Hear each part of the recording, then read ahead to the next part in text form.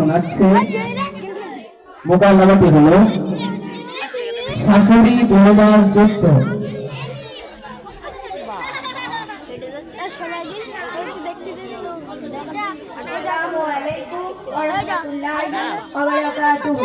আমি সুরাইয়া খাতুন এবং আমার সহপাঠীরা মিম, জান্নাতুন, আরবিনা, তানিশা, তায়েবা, দোলেসা, মানসুরা আমরা একটি মোকালেমা প্রদর্শন করছি। বিষয় শাশুড়ি বৌমা।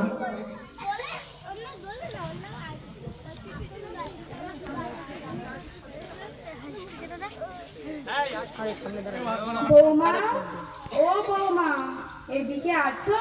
একবার আসতে পারবে মা? বলো, কি হয়েছে তোমার আবার সাত সকালে? এক কাপ চা দেবে মা? দিচ্ছি, এই নাও চা। এই চা কি হবে? আচ্ছা, কাপটাও ভেঙে ফেললেন। হাতে শক্তি নেই তা চা খাবার এত শখ কেন? রাত দিন শুধু বসে থাকা। আজ থেকে বাড়ির কাছে হাত লাগাও, যেমন ঘর মোছা, থালা বাসন মাজা। কেননা সারাদিন শুধু ঘরে বসে বসে ঝগড়া আর ভালো লাগে না। আল্লাহ, আমাকে কেন দুনিয়ায় রেখেছো? আমাকে তুলে নাও, এই কোন চরিত্রে আমি আর সহ্য করতে পারছি না। বৌমা, ও বৌমা, খুব কষ্ট হচ্ছে, এক গ্লাস পানি দেবে?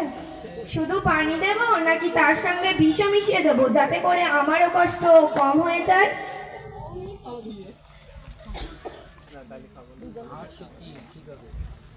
আল্লাহ, এই বৌমা থেকে আমাকে হেফাজত করো আল্লাহ। হাম্মাদ, বেটা হাম্মাদ। জি আম্মা। ও তুই এসেছিস খোকা? বলছিলাম শীতকালে খুব ঠান্ডা লাগে, একটা চাদর এনে দিবি বাবা? আজ বাজার থেকে নতুন চাদর এনে দিচ্ছি ইনশাআল্লাহ। আপনি একটু এদিকে আসেন। কি হয়েছে বলো সবাই? আমি আজকে আছে, কালকে থাকবে না, আর আমি বাড়ির একজনই, তোমার আদরের স্ত্রী।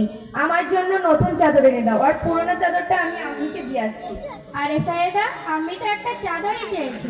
আজ চাদর চেয়েছে, কাল নতুন কিছু চাবে, এবং নতুন জিনিসে তো আমারই প্রয়োজন, কেননা আমার বাড়িতে এই নতুন কুটুমের যাতায়াত।